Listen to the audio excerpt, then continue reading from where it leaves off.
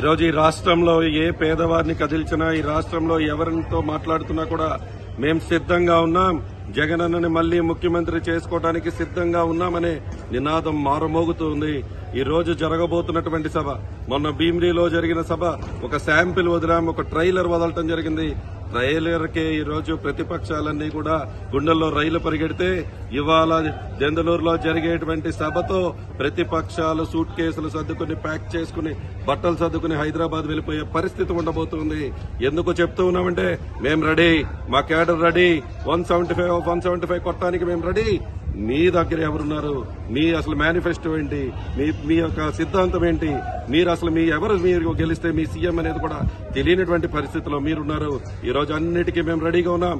175 out of 175 కొట్టబోతున్నామని తెలియజేస్తున్నాం. సిద్ధం.